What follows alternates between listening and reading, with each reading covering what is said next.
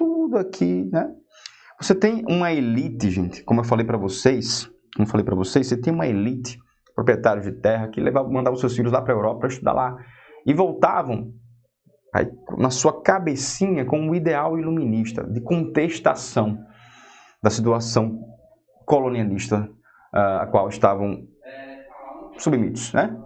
A qual estavam envoltos. Eu gosto da palavra envoltos, é muito, né? Muito, muito. Então, o que é que você vai colocar aqui? Ó? Quais eram os objetivos dessa elite? Pronto, contestação, separação Brasil-Portugal. E aí vinha com um sistema bem interessante, que a América Portuguesa, a América Espanhola vai estar lá, que é a República. Olha o que eles queriam aqui, deixa eu colocar aqui, olha o que eles queriam. Peraí. Instalação de ponto 1, uma república, com capital em Vila Rica. Ponto 1, uma república. Estímulo à indústria. Estímulo à indústria. Exploração, também falamos sobre exploração de minério de ferro. Falavam isso, a exploração de minério. Olha só a ideia dos caras, hein? Exploração de minério de ferro. Falava até da criação de uma universidade. Pensava também na criação de escolas, universidade, como eu falei para vocês, hospitais, casa de amparar os pobres. Só que, olha, república interessante, estímulo à indústria interessante. Por que estimular a indústria interessante? Porque você tinha, aí no final do século XIX, a Maria I, a chamada a rainha portuguesa, a rainha I louca, ela proibiu a instalação de fábricas no Brasil. Proibiu. Esse decreto só vai ser quebrado, só vai deixar de existir com a chegada da família real ao Brasil. Mas nesse período tem o decreto, não pode ter fábricas. Estimula ainda mais a elite a pensar na instalação de indústria, de fábricas, na exploração do minério de ferro, na criação de universidades, de escolas. Isso se fez presente na pauta da Inconfidência Mineira. Só que a Inconfidência Mineira não saiu do papel. Parou na fase de conspiração. Exatamente. Pois é. A Conjuração Baiana não vai ser diferente, também não vai ser diferente, não.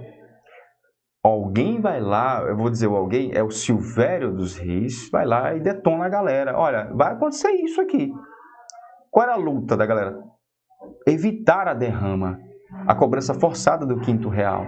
Então você tinha aqueles que pensaram toda a revolta, a elite.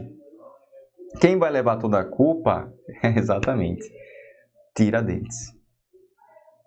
Tiradentes, leva toda a culpa, Tiradentes. A corda arrebentou no lado mais fraco, E como eu falei para vocês, a escravidão. Havia uma divisão entre eles ali. Termina. Era um grupo dizendo que o trabalho escravo era incompatível com o sistema republicano, o outro achando que a abolição era uma medida perigosa, e por aí, pronto. Então deixa para lá. Vamos deixar para lá? Vamos deixar para lá. Liberdade ainda que tardia para os escravizados. É assim. Então, acabou aí o Joaquim Silvério dos Reis detonando a galera, certo? Que tem como pauta isso tudo aqui.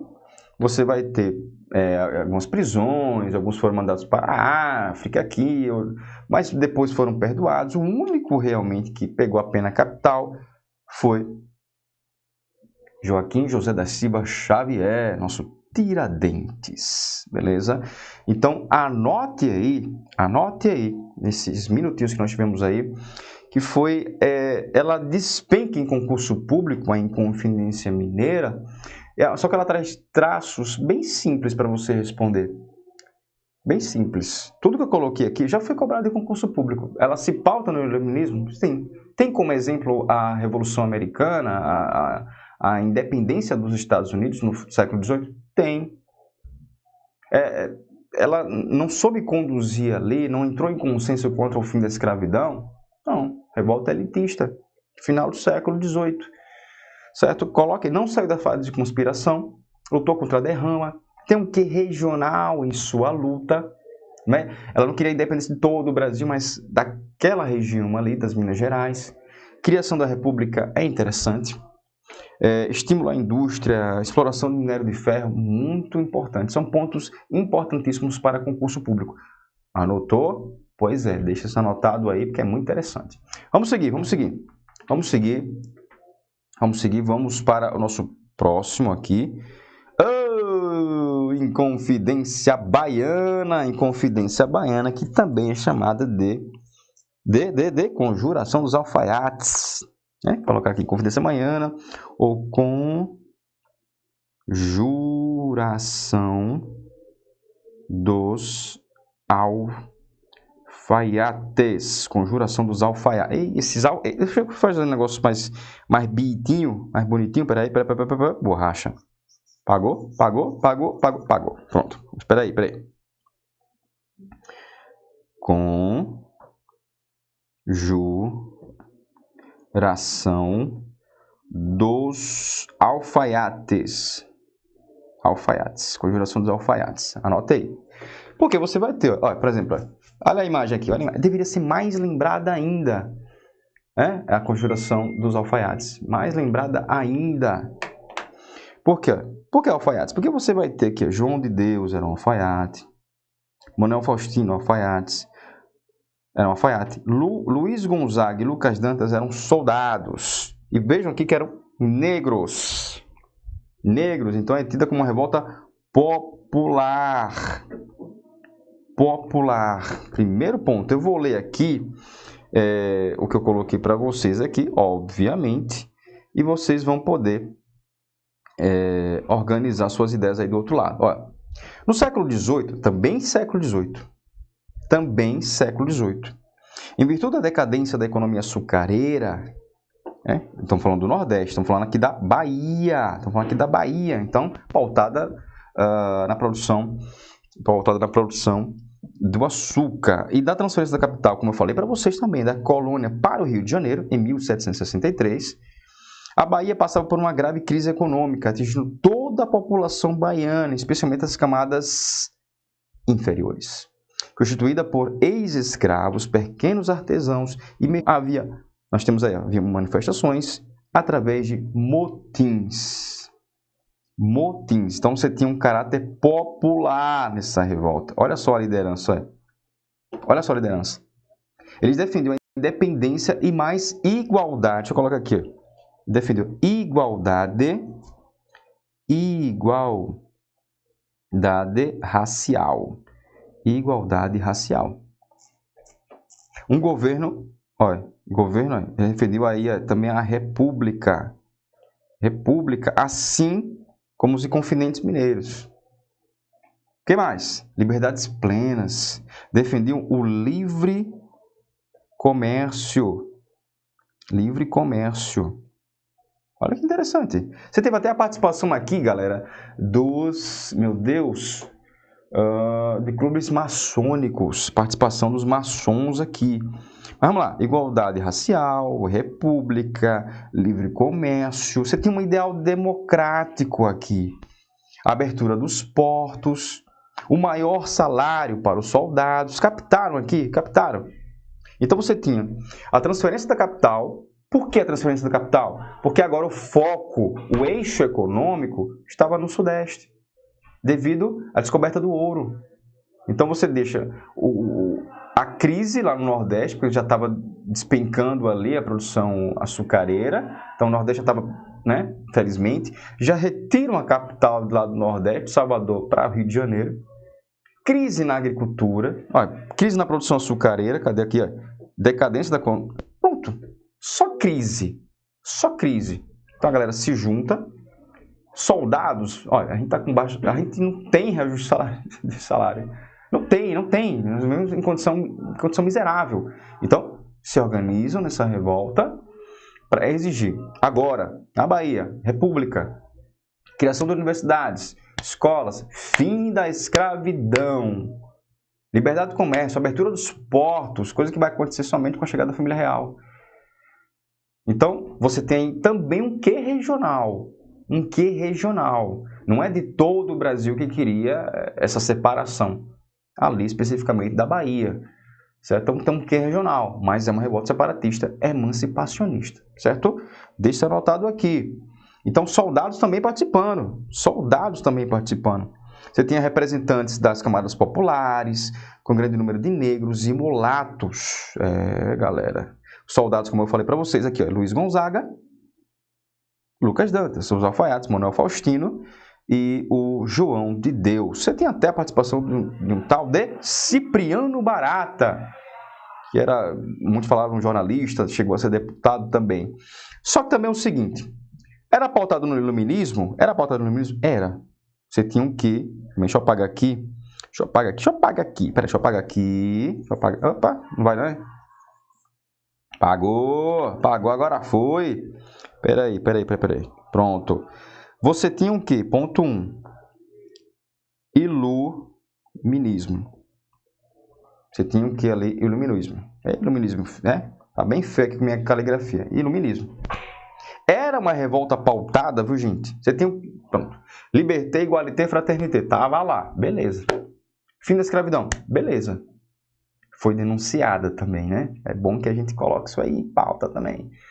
Você tinha ela inspirada também, deu uma visualização ali para a independência dos Estados Unidos? Sim. Beleza. Pensou ali na Revolução Francesa? Pensou. Ela é de 1798. Então olhou ali, foi influenciada pela Revolução Francesa? Influenciada. Só que também foi influenciada pela Revolução do Haiti. Haiti. Comandada por escravos. Então você tem um quê? O 2 aqui do haitismo. Haitismo. Peraí. Como assim haitismo? Como assim haitismo? Opa, o que é haitismo? Independência do Haiti. Revolta comandada por escravos. Então isso, pense na cabeça da elite, olhar para a Inconfidência baiana, a Conjuração Baiana, a Conjuração dos Alfaiates, e pensar no que aconteceu no Haiti, o que poderia acontecer no Brasil. Imagina o receio deles.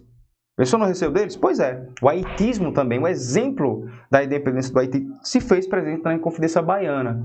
Então, anote isso aí, pelo amor de Deus, anote isso aí, que também se fez presente na Inconfidência Baiana. Novamente, contexto de crise, cana-de-açúcar entrando em declínio. Você também vai ter ali o que eu acabei de falar, o haitismo servindo de base para isso. As ideias surgindo aí, né, sufocar a Inglaterra, fazer com que a Inglaterra entre em declínio econômico e a França alcance esse caráter ascensional, industrialmente falando também. Seja a principal nação do planeta. Você me ajuda? Ajudo. Em paralelo, estava conversando com a Inglaterra, Dom João. Dom João disse, olha, é com vocês. Me escolte a família real para o Brasil. Pronto. Traiu a confiança de Napoleão. Napoleão mandou suas tropas para Portugal. A família real foi escoltada pela Inglaterra até chegar ao Brasil. Certo? Então, chega a família real no início do século XIX. E aí, já que foi a Inglaterra que conduziu a família real para o Brasil, ela fez exigências. E aqui tem alguns pontos. Quando Dom João chega ao Brasil, meu filho, agora você vai sofrer as consequências disso tudo aqui. Vamos lá, o que é que você vai ter que fazer com o Brasil? O que é que você vai ter com o Brasil? Aquilo que a gente disse que você vai ter que fazer e acabou. Aí diz assim, a vinda da família real e da corte portuguesa para o Brasil foi consequência da conjuntura europeia do início do século XIX. Pronto, aí eu expliquei. Que conjuntura é essa? Que conjuntura é essa? Que conjuntura é essa? Que conjuntura é essa? Quem lembra? Que conjuntura é essa? Eu estou falando aí das invasões napoleônicas. Então você já anota aqui, ó. Coloca aí de novo, pronto. A vinda da família real e da corte portuguesa foi consequência da conjuntura europeia do início do século XIX. Você já coloca assim, pronto. Imagine você no Brasil naquela época. Várias embarcações ali. O que está acontecendo? Quantas embarcações? Dizem, foram mais de 15 mil funcionários chegando ali ao Brasil. E eles colocavam um P e um R em algumas casas. Um P de príncipe e um R de regente. Príncipe e regente. As pessoas estavam lendo, ponha-se na rua colocava isso nas principais, dá pra ver, nas principais casas que iam por lá. Mas saia, porque agora você vai ter um membro da família real habitando aqui nessa casa. Então, ponha-se na rua mesmo, né? Não era príncipe regente, não. Aí vem o seguinte, tô no tempo. Vamos embora, sem preocupação. Então, nós temos o seguinte, as pessoas chocadas. Imagine você naquela época, vendo a família real se aproximando do Brasil. Que na prática, com o que Dom João estava prestes a fazer, o Brasil na prática deixava de ser uma colônia. Você lembra dos princípios mercantilistas? Pois é, um falava lá em protecionismo, monopólio comercial. Era Portugal que distribuía a produção brasileira lá na Europa. E ele vai tomar uma decisão que fará com que, na prática, o Brasil deixe de ser uma colônia. Na prática, na teoria, não. O Brasil só deixa de ser uma colônia na teoria, de fato, não só na prática, mas também na teoria, como um todo, em 1815, quando o Brasil é levado à categoria de Reino Unido a Portugal e Algarves. Certo? Aqui, então, você já coloca o seguinte, ó. A vinda da família real tem a ver com as invasões napoleônicas lá. Portugal não tinha condição de enfrentar as tropas napoleônicas, fugiu. Claro, manteve ali Dom João a aliança com a Inglaterra. Beleza, de boa, tranquilo, exatamente. Aí você vendo um P e um R nas principais casas, põe-se na rua. Não, aqui é príncipe regente, né? Põe-se na rua. Sabe que essa casa aqui agora pertence à família real. Muitas mulheres carecas, porque você tem investido. Muitas pegaram piolho. Escorbuto também se fez presente durante a viagem. Muitas pessoas sujas, porque era muito tempo de viagem, desgastante também. E aquelas roupas pesadas que elas utilizavam na Europa, e muitas imitavam aqui no país tropical. Tropical, aquelas roupas pesadas, aquele calor. Eu nem quero nem imaginar. Meu Deus do céu, meu Deus, que calor, imagina aquela época. Sei não. Aí vem, pronto, tinha a ver com o que aconteceu na Europa. Beleza, Napoleão, tem a ver com Napoleão. Tem que colocar aqui Napoleão Bonaparte, né? Administração de Dom João, abertura dos portos às nações amigas, leia-se Inglaterra, para colocar de cores diferentes aqui. Ó. Vamos lá, abertura dos portos às nações amigas. Galera, você vai colocar o seguinte, quando você tem a transferência da corte portuguesa para o Brasil em 1808, isso até 1821 é chamado de período joanino. Coloque aí, período joanino, o período em que o Brasil foi administrado por Dom João, certo? Dom João, foi o período joanino em 1808 até 1821. Então, quais foram as principais medidas tomadas por Dom João nesse período? Da chegada dele, você tem aí a família real fugindo para o Brasil, que era a principal colônia da América Portuguesa, do Império Português. Na prática, galera, olha o seguinte, já foi cobrado na questão de prova. A água está aqui, estou perdendo a minha água aqui. O que foi cobrado na questão de prova? Você vai ter inversão dos papéis. O Brasil agora, com a chegada da família real, é sede do Império Português. Portugal, que estava sendo controlada pelas tropas napoleônicas, era periferia do Império Português. Rio de Janeiro chegou a ser capital do Império Português. Olha aí a inversão de papéis, né? Aí vamos lá. Abertura dos portos das nações amigas. Pronto, você quebra ali um princípio primordial do mercantilismo. Agora você abre os portos para que as nações venham diretamente comercializar com os produtos brasileiros. Colocar no mercado ali brasileiro seus produtos, por aí vai. Só que a principal privilegiada, Inglaterra. Vamos lá. Alvará de permissão industrial. Lembram de um alvará, de um decreto de Dona Maria I a Louca, que proibia a instalação de fábricas no Brasil no final do século XVIII? Pois é. Há uma história do porquê desse alvará. Por que desse alvará? 1785. Por que desse alvará? Porque já no século XVIII você já tinha fábricas que já começavam a competir, que futuramente poderiam competir com a colônia, com a metrópole. O Brasil tinha fábricas que futuramente, segundo a visão da metrópole, poderiam competir com suas fábricas. Então vai Dona Maria I e quebra isso. Só que quando Dom João VI chega aqui, ele diz, não tem porquê proibir a instalação de fábricas no Brasil, de indústrias no Brasil. Essa permissão industrial. Deixa eu pegar aqui outra cor, deixa eu pegar aqui outra cor, deixa eu pegar aqui outra cor. Pronto, pegando outra cor aqui. Vai você mesmo, vai você. Pronto. Então precisa, a família real está aqui. Então, o Brasil, com a família real, avança no processo de independência. Você já tem ali Confidência Mineira, Conjuração Baiana, acelerando essa dinâmica rumo à independência do Brasil. Só que a família real acelerou ainda mais esse processo.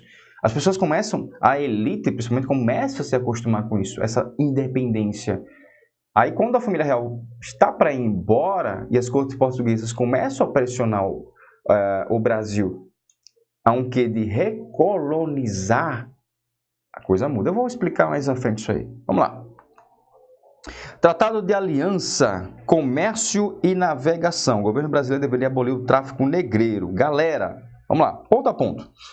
Tratado de Aliança, Comércio e Navegação. Vamos lá. Olha o que dizia o seguinte, Tratado de Aliança. Nesse ponto, vamos, aliada da Inglaterra. Só que, segundo esse e outros, afirmava o seguinte, que se algum inglês cometesse algum tipo ali de problema, crime, enfim, ele seria julgado lá, segundo as leis da Inglaterra, deveria ser levado para lá. Olha só o privilégio do inglês no Brasil. Tratado, cadê outro? Deixa eu pegar outra cor aqui, outra cor. Pronto. Tratado de Aliança, Comércio e Navegação. Esse daqui exigiu o seguinte. Olha, Brasil. Vou colocar aqui comércio. O Brasil entenda aqui como o comércio brasileiro. Todo produto da Inglaterra que entrasse no Brasil pagaria uma taxa de 15%. Todo produto português que entrasse no Brasil pagaria uma taxa de 16%. Então a Inglaterra é privilegiada. Outras nações pagariam uma taxa de 24%, conhecida essa aqui, né? 24%. Então, privilégio total para a Inglaterra. E se você for pensar Brasil e industrialização, o Brasil saía perdendo. Mas tem um porquê. Que porquê é esse? Aí você poderia dividir a história do Brasil em Brasil pré-colonial, você deveria dividir o Brasil em Brasil colonial. Brasil pré-colonial, 1500 a 1530. Pré-colonial. Colonial, de 1530 a 1815. Então você vai encontrar muitos aí colocando 1822. Por que até 1815? Porque o Brasil é elevado à categoria de reino. Ele fica entre 1815 e 1822 como reino. Agora, por que Dom João fez isso? Porque ele era bonzinho? Ele queria ver o Brasil lá em cima? Não. Que é isso, rapaz?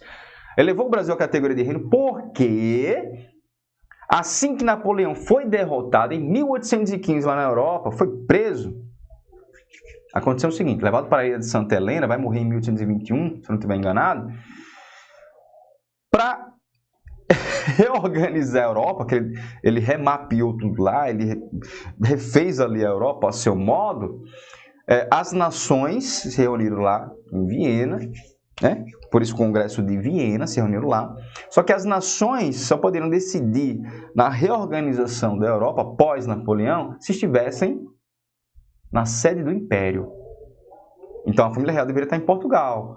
Dom João não. Não é para estar na sede do Império, do Reino? Vou levar o Brasil à categoria de reino, para participar do Congresso de Viena, que tem como pauta a reorganização do continente europeu, pós a bagunça feita por Napoleão. Captou? Não querendo voltar para Portugal e queria participar do Congresso de Viena, mas deveria estar na sede do Império, ele eleva o Brasil à categoria de reino, para participar do Congresso de Viena. Deixa anotado, porque já caiu uma questão de prova. Beleza? Fundação do Banco do Brasil. Muita gente diz, professor, Banco do Brasil foi criado... Pois é.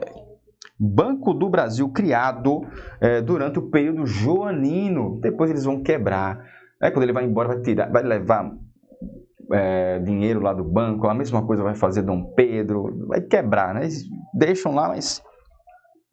Instalação de ministérios, tribunais, cartórios, olha a organização, todo o sistema burocrático aí sendo criado por Dom João VI para organizar o Brasil, para que se pareça cada vez mais com o que ele tinha na Europa. Vamos lá, estou cobrindo ali não, né? Tá cobrindo não. Criação da imprensa régia, coloquei da mesma cor, peraí. Criação da imprensa régia, criação da imprensa régia, olha aí a imprensa, e você vai ter uma determinada liberdade, principalmente no segundo reinado da imprensa no Brasil. No primeiro reinado, nós vamos ver um pouco mais à frente, você vai ter problemas entre Dom Pedro e a imprensa. Vamos lá. Surgindo os primeiros jornais brasileiros. A Gazeta do Rio de Janeiro, a Idade do Ouro no Brasil, em Salvador. Criação de escolas, bibliotecas, a Biblioteca Real. Biblioteca Real, o Jardim Botânico, dentre outros, e a Missão Artística Francesa. Então, o padrão cultural, durante muito tempo no Brasil, era olhar a França. Não era a Inglaterra, não. Era a França. Era a França. Até no início do século XX, inclusive. Certo? Todos os pontos aqui vocês vão associar ao período joanino. Então, tendo como anotação isso tudo aqui, você não se perde em muitas questões. Você vai ter a criação, por exemplo, também, coloquei aqui, não, construção de uma estrada real, de um corpo militar para proteger a família real, você vai ter também. Então, vai muito além disso aqui. Aqui são os principais pontos, principalmente, eu diria a abertura dos portos às nações amigas, que está aqui no início. A abertura dos portos às nações amigas, só a partir desse ponto você já tem uma dinâmica diferente no Brasil. Um quê diferente? O Brasil, na prática, deixa de ser uma colônia. Na prática, você já está estimulando a emancipação política do Brasil, distanciando o Brasil daquele quê colonialista. Confidência Mineira ou Conjuração Baiana foi a primeira que saiu do papel, foi a primeira que saiu da fase de conspiração, que chegou a formar um governo. Deixa eu ver se eu coloquei aqui. As dificuldades econômicas do Nordeste, somadas aos pesados impostos cobrados após a chegada da família real ao Brasil, contribuíram para a eclosão de outro movimento separatista, desta feita em Pernambuco. Galera, Pernambuco ela vai liderar uma grande revolta para a saída dos holandeses do Brasil no século XVII. Pernambuco vai liderar essa revolta aqui, que foi uma revolta que algumas bancas colocam que aconteceu no período colonial. Então é tida como uma revolta ainda do período colonial. Só que se você for perceber, se você for fazer uma divisão criteriosa, você vai ver que ela acontece dentro do período em que o Brasil já foi elevado à categoria de reino. Mas eu já vi bancas cobrarem essa revolta, colocando essa revolta dentro do contexto do Brasil colônia. Ela foi a primeira revolta que saiu do papel, como eu falei para vocês. A primeira que saiu da fase de conspiração, criou um governo. O contexto da época era de pobreza, desemprego, miséria, impostos pesadíssimos, o preço dos alimentos lá em cima. Quando a família real chega ao Brasil, acontece exatamente isso aqui, ó. Aumento de impostos para custear a família real no Brasil. Eu queria saber se você era pobre, se você era rico, enfim, estava cobrando imposto. Temos que manter a família real aqui no Brasil. Não importa se você é rico, se é pobre, enfim. Os que mais sofriam? Os pobres, não é? Crise na agricultura, seca. Nordeste, estamos falando do Nordeste. Crise na agricultura, seca, impostos lá em cima, revolta. Só que eles não entraram em consenso, por exemplo, contra o fim da escravidão ou não. A mesma coisa que aconteceu na Confidência Mineira, certo? Então, essa daqui é uma das mais importantes revoltas do Brasil no século XIX. Não pode passar batida, mas de jeito nenhum, certo? A Revolução Pernambucana de 1817 precisa ficar num ponto, digamos assim, como é que eu posso colocar para vocês? Proeminente, num ponto proeminente das suas anotações, beleza? Ela é conhecida, por exemplo, até ia esquecer de colocar. Cadê? Estou aparecendo? Pronto. Compare com a Inconfidência Mineira. Deixa eu colocar de vermelho aqui daqui a pouco. Compare com a Inconfidência Mineira e com a Conjuração Baiana. Foi a primeira que saiu do papel. Primeira que saiu da fase de conspiração. Formou um governo, uma autogestão que durou ali quase 3 meses. Uns 2 meses por aí pouco. 2 meses por aí pouco. Não entrou ali em consenso com relação ao fim da escravidão, mas você tem o seguinte, praticamente teve uma lei ali que parecia muito com a Constituição, queria criar universidades, uma república, queria maior liberdade para o comércio, muito interessante essa revolta, ela foi muito mais além do que foi a mineira e a baiana até então, chegou a tomar o poder, formou um governo, olha que interessante. Muito interessante uma revolta. Ela é conhecida também como Revolução dos Padres. Dos Padres. Revolução dos Padres. Porque tinha muitos padres participando. Então ela tem um caráter liberal, republicano. Caráter liberal e republicano. Professor, tinha um quê iluminista? Tinha. Iluminismo. Se baseava ali no quê? Iluminismo. Claro, eu vou dizer para vocês ali, na análise deles, né? Tinha muita coisa que eles poderiam se aprofundar e não se aprofundaram. Professor, você tinha aí a maçonaria participando? A maçonaria também participou disso aqui. Também participou. Certo? Também participa dessa revolução de 1817 lá no Nordeste, Então, anote aí que 10 liberais se fizeram presentes aí, certo? Como causas, então, peraí, deixa eu colocar aqui, caráter liberal, certo? Tinha um quê separatista, exatamente, queria separação Brasil-Portugal, tinha um quê separatista, exatamente. Uma luta contra a seca, tinha influências externas, principalmente ali o liberalismo e o iluminismo, como eu coloquei para vocês, contra os altos impostos cobrados pela coroa portuguesa, tudo isso aí fez parte dessa revolução, certo? Então anote aí, ela é muito cobrada no concurso público? Não. A Conjuração Mineira e a Conjuração dos Alfaiates, mais. Só que essa tem muitas riquezas para a gente explorar. Deveria cair mais em concurso público. Anotou tudo que eu falei? Pois é, você vai pausando aí e vai anotando, né? Eu gosto de fazer isso também. Para finalizar aqui, a Revolução do Porto, para a gente partir para as nossas questões. Galera, Revolução do Porto, 1820. Revolução do Porto, 1820. Veja só. Movimento marcado por um duplo caráter. De um lado, mostrava-se liberal, acabando com o absolutismo português, e elaborando uma constituição que limitava os poderes do rei e ampliava os poderes das cortes, o parlamento. Por outro lado, era um movimento de caráter conservador, visto que a burguesia lusitana pretendia recolonizar o Brasil. Pessoal, Revolução do Porto. Durante um bom tempo, Portugal ficou à mercê de Napoleão. Mas depois foram lá os ingleses, expulsaram. Aí Portugal, olha a virada. Sai aí Portugal do jugo dos bonapartistas, dos franceses bonapartistas, são expulsos, os ingleses tomam o poder.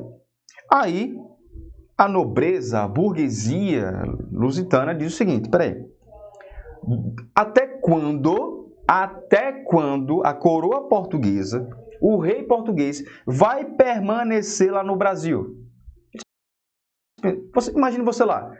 Acabou aqui, Napoleão foi derrotado. Os ingleses é que estão tomando conta aqui. A elite lusitana vai lá e expulsa os ingleses. Pronto. O que eles vão querer agora? Vamos organizar agora a coisa toda. A família real tem que voltar. A elite exige o retorno da família real. Aí o João fica, e agora? O que eu vou fazer? E agora? Tá tão bom aqui no Brasil, tá tão massa. E entendeu todo o contexto. Ele pensou assim, vou voltar para lá, deixo o meu filho aqui, ele vai conduzir a independência do Brasil, vai se tornar imperador. Acabou.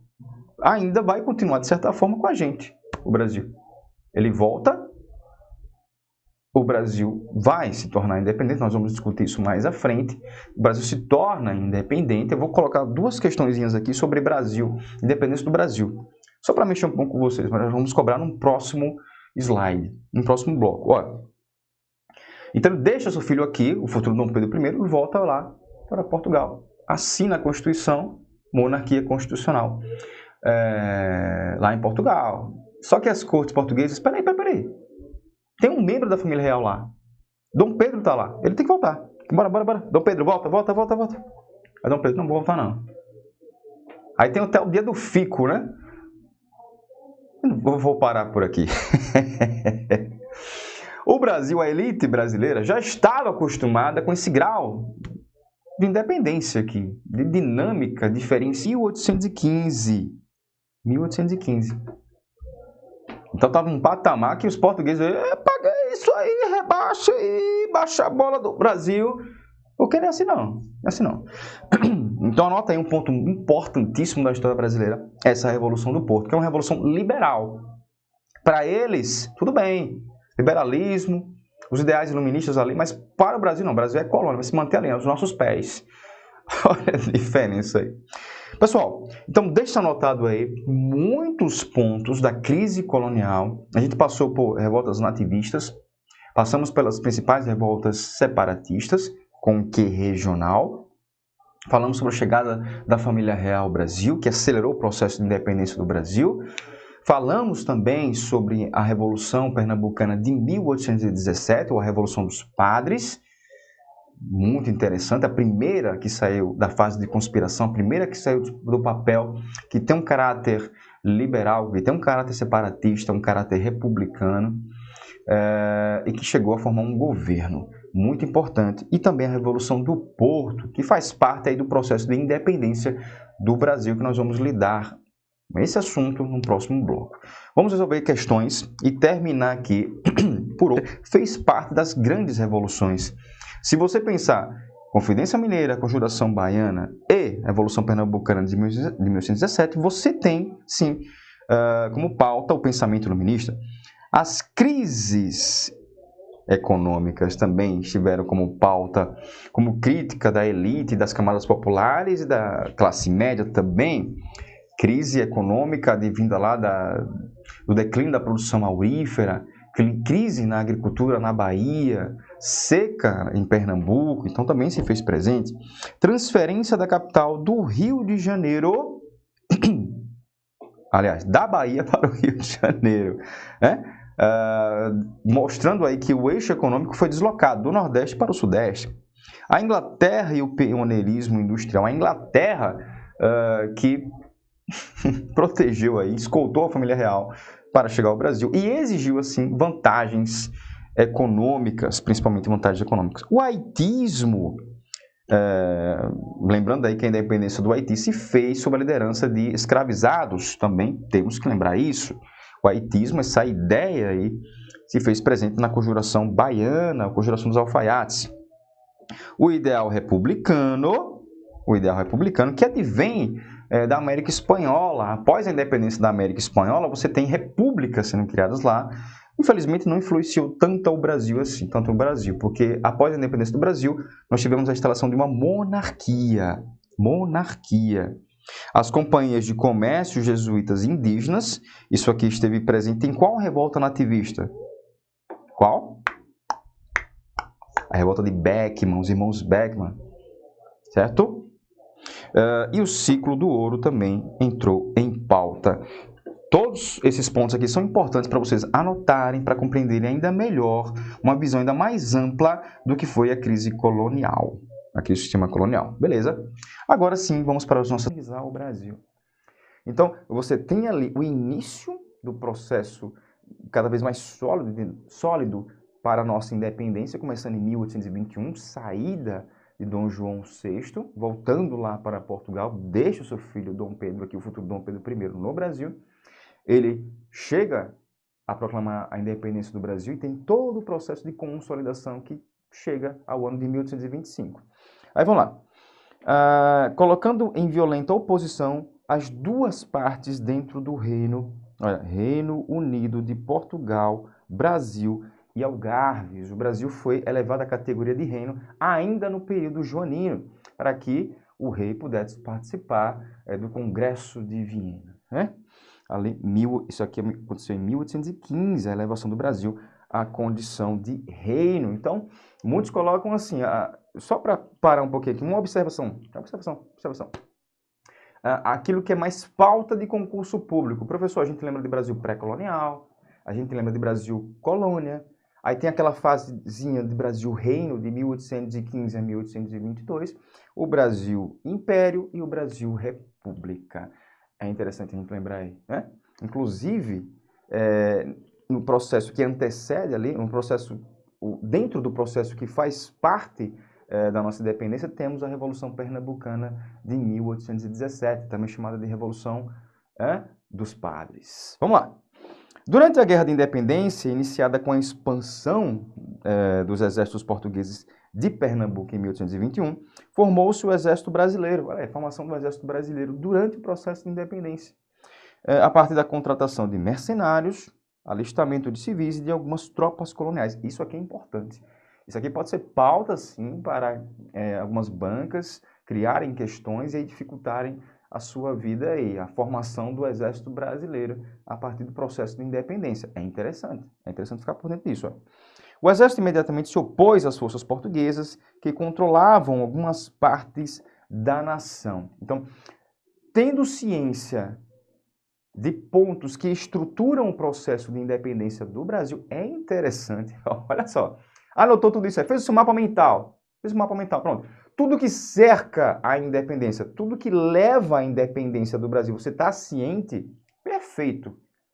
Agora, dentro daquilo que foi a nossa independência, porque foram lutas severas contra os portugueses, né? Eles estavam cada vez mais o quê? Eles já estavam, por exemplo, ali em Piauí, tem muitos ali em Maranhão, províncias que resistiram a esse processo de independência liderado ali por Dom Pedro. Eles estavam por ali, os portugueses, e dificultaram muito esse processo de independência do Brasil. Vamos lá? Vamos passar aqui. E aí uma imagem de Dom Pedro. Olha aí. A partir de abril de 1821, as províncias brasileiras receberam as bases da Constituição do Reino Unido, de Portugal, Brasil e Algarves, junto com as instruções para que procedessem as eleições de seus representantes à Constituinte. Chega aí. Beleza. 1821. Entre 1820 e 1821, tá lá, Revolução do Porto, começa em 1820. Exigências. Olha, ô Dom João, você foi embora. O Portugal era uma monarquia absolutista. Agora, estamos impondo aí a você uma Constituição. Vem aqui assinar, que agora vai ser uma monarquia constitucional. Ele assinou depois. Então, cada vez mais liberdade, mais flexibilidade ali para o parlamento, ou a real intenção das cortes portuguesas, dos deputados portugueses com relação ao Brasil, isso é muito importante. Muito importante. E o que fez a elite, a forma como a elite seduziu, olha só, massageou o ego de Dom Pedro I para que ele permanecesse e pensasse o seguinte: meu pai vai ser rei lá de Portugal. Eu vou ser imperador aqui no Brasil. E ele fica massageando o ego do cara, né? Porque imagine se não tivéssemos essa figura que pudesse conduzir o processo de independência do Brasil, que pudesse consolidar o Brasil enquanto nação, transformar o Brasil agora, uma nação independente, não mais uma colônia, não mais subserviente à metrópole portuguesa. Então, caso a gente não tivesse essa figura que foi, no caso, Dom Pedro I, você imagine... Pessoal, parando aqui porque... Rapidinho. Temos o Bora aqui! Era lógica. Vai lá. Os representantes brasileiros defendiam o funcionamento de 2 centros de poder. Portugal queria era lá. Acabou. O Brasil é colônia. Aí os brasileiros, não, 2 centros de poder, né? O Reino Unido, Portugal, Brasil e Algarve, oxente. Um na Europa e outro na América. Cada um com executivo e legislativo próprios, além de uma Assembleia Geral que legislasse sobre assuntos de interesse de todo o Império. Vá sentindo o clima. Vá sentindo. Então, por enquanto, está tudo girando ao redor daquilo que pretendia, que objetivava as cortes portuguesas. E por mais que você tivesse deputados por lá, e a gente sabe que para ser deputado, né, era elite, você precisava ter propriedades, deveria mostrar uma renda tal, poderosa. Então a elite estava lá representando o Brasil. Muitos nem foram, muitos saíram de lá quando viram que a coisa não ia mudar, certo? Então essa é uma informação muito importante. Isso aqui pode ser cobrado sim. Tendo em vista que muitas bancas, tem até uma banca em questão aí, vocês sabem do outro lado, está cada vez mais elevando o seu nível, né, de questionamento, então é interessante aqui você anotar essa informação, beleza? Vamos lá. Vamos passar aqui, ó. Cadê? Se um exército, ó, sem um exército e sem uma marinha de guerra, porém, cadê? O recém-formado governo brasileiro precisou adquirir meios e recrutar mercenários e oficiais estrangeiros a fim de ajudar a sufocar a resistência portuguesa nas províncias, à independência de todo o reino. O que é que você tem? Dom Pedro diz assim, ó, ô pai, eu vou ficar, vou conduzir aqui o processo de independência. Dom João olhou assim e disse, peraí, é bom. É bom que logo realmente esse território vai ficar independente e é bom que continue nas mãos de um português. E você vê que quando Dom Pedro vai embora, deixa o seu filho para manter aquilo ali, né? Fez a mesma coisa que o pai. Fez a mesma coisa que o pai. Então ele fica. E tudo aquilo ele fica, organiza um governo, diz, 9 de janeiro de 1822, separo bem de todos e felicidade gerada à nação, estou pronto, diga ao povo que fico. Recebeu ali abaixo assinado para o cara ficar, claro, elite assinando aquilo ali, o povo, peraí, o que está acontecendo? Independência, peraí, o que está acontecendo? A mesma coisa quando aconteceu uma república também, toda a ordem que vinha lá de Portugal só seria cumprida no Brasil se tivesse o cumpra-se de Dom Pedro, que foi coroado imperador no final de 1822, né? E teve que organizar o exército, foi meio que atabalhoado no início. Olha o que ele teve que fazer para formar um exército aqui, ó, contratar mercenários. Você vai ter ingleses, você vai ter franceses, né? No início da organização do exército brasileiro. Certo, gente? E quando fala aqui, ó, por exemplo, ó, cadê? Essa partezinha aqui, ó. Algumas províncias estarão encharcadas de portugueses. Eu vou colocar aqui algumas províncias que faziam parte, uma já não fazia tanto assim parte do Brasil. Essa província foi conquistada durante o período joanino, a Cisplatina. Lembra que nação é essa hoje? Uruguai. Então ela também ansiava pela sua independência, que vai conseguir durante o primeiro reinado. Vamos lá? Então você tem aqui províncias encharcadas, repletas de portugueses aqui.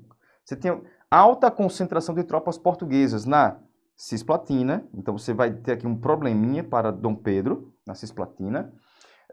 Como eu falei também, na Bahia, vai ter problema também na Bahia. Mas temos um histórico muito importante lá na Bahia quanto a esse processo de resistência. A Bahia é um ato heróico de expulsão por lá, assim como Pernambuco também. Tudo começa em Pernambuco, né? O ato de resistência contra os portugueses tem início lá em Pernambuco. Maranhão, que eu falei para vocês também, Maranhão.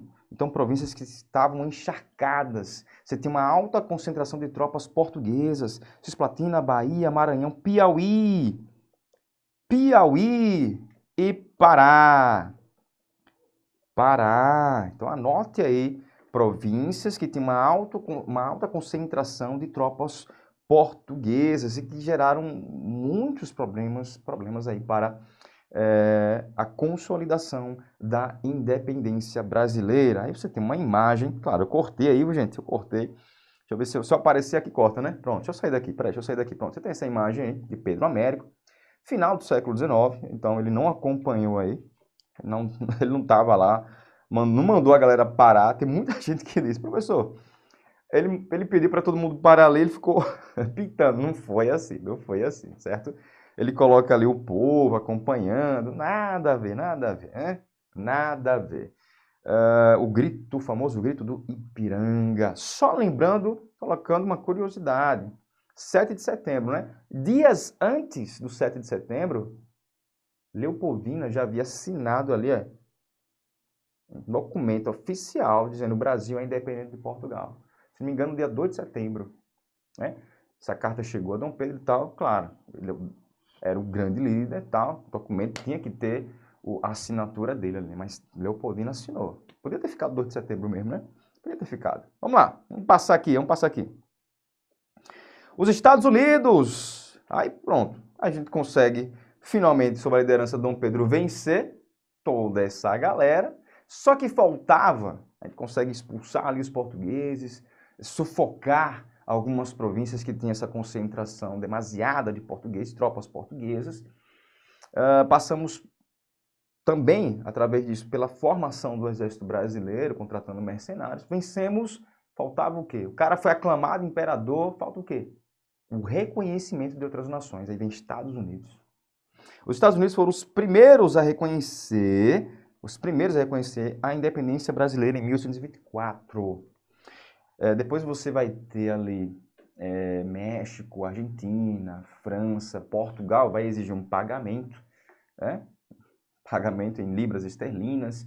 Você vai ter também, gente, meu Deus do céu, uma exigência de Dom João para que ele fosse considerado imperador honorário do Brasil. É mole? Procura aí depois, viu? Essa postura decorre da doutrina Monroe, lançada em 1823, contra as intervenções e colonização de potências da Europa no continente americano, favorecendo suas ações sobre o resto do continente. Era mais ou menos assim, ou era assim. Os Estados Unidos, antiga 13 colônias, chegam para a Europa e dizem assim, aqui já é uma potência, nós somos uma potência. E nossa zona de influência é todo o continente americano. Então essa imagem aqui já diz tudo. A América, isso que vocês falaram aí. A América para os americanos. A América para os americanos. Essa era a frase que era mais ou menos assim. A América para os Estados Unidos. Era um aviso para os europeus, principalmente ali, os gigantes. Inglaterra, eu sei que esse território aqui, os Estados Unidos, já pertenceu a você, já foi uma colônia, agora não é mais. Agora é pau a pau, pai. Fica aí do seu lado, França, fica aí do seu lado também, porque a América é nossa. A nossa bota daqui até aqui, ou seja, lá do norte até o sul, é tudo nosso. Tanto é assim que se você for perceber, história geral, ao longo do século XIX, o neocolonialismo não se faz presente ali na América. A Europa se restringe à África e à Ásia. Já vá pegando o gancho aqui, certo? A América para os americanos. Já um recado para a Europa. Nosso terreno é nosso. Vamos embora. Vamos lá? Continuar aqui. O processo de independência foi perpassado por estagnação econômica, especialmente das exportações. Essa crise só resolver-se-ia com a ascensão do café. Então é interessante você também anotar que, claro, você vai ter que gastar, não tem de onde tirar, eram empréstimos pedidos à Inglaterra. Isso só vai mudar quando, principalmente, você chegar ali no período regencial e se consolida durante o segundo reinado, o café dominando a pauta de exportações e levando a uma série de mudanças como urbanização, iluminação a gás, ferrovias, então uma série de mudanças que melhoram a saúde econômica do Brasil, certo? Tanto é assim que se você pegar o primeiro reinado, é caótico, economicamente falando, né? Vamos lá, vamos seguir. Aqui, claro, para vocês não esquecerem, fazem parte do processo de independência do Brasil, a Inconfidência Mineira, não esqueça. A Conjuração dos Alfaiates, mais conhecida como Conjuração Baiana, a chegada da família real ao Brasil, a elevação do Brasil à categoria de reino, e você tem também a Revolução do Porto de 1820. Coisa que eu já citei para vocês inúmeras vezes ao longo desse bloco em que eu estou debatendo com vocês, analisando com vocês os pontos mais importantes, ou aqueles que mais interessam para concurso público sobre a independência do Brasil. Vamos lá? E aqui para finalizar, antes das questões, uns lembretezinhos. O temor de uma fragmentação territorial. Então, aqui a elite temia que acontecesse com o território brasileiro aquilo que aconteceu com a América Espanhola. Então, eles tentaram ali, com a liderança de Dom Pedro I, cadê eu? Pronto. Com a liderança de Dom Pedro I, evitar a fragmentação do território, certo? Manter a unidade territorial. Outro. As medidas tomadas no período joanino, importantes para o processo de independência do Brasil, o temor de uma revolta negra, e temiam que o processo fosse encharcado ali do que aconteceu na República do Haiti, na independência do Haiti, né, conduzida por escravizados. O liberalismo europeu, então a ideologia europeia quanto à política, quanto à economia, quanto à sociedade, também estava embrenhada na elite brasileira. Então isso ajudou sim a conduzir o processo de independência do Brasil. A recolonização do Brasil também meteu um medo na elite. Peraí, voltar a ser colônia não dá. Além disso, aqui resumindo, apoio da elite, o processo de independência conduzido pela elite. E serviu muito à elite pós a independência do Brasil, início ali do primeiro reinado. Beleza? Vamos para as nossas questões? Questões, galera. Eu vou passar do meu tempo de novo. Todas as alternativas apresentam afirmações corretas sobre a independência.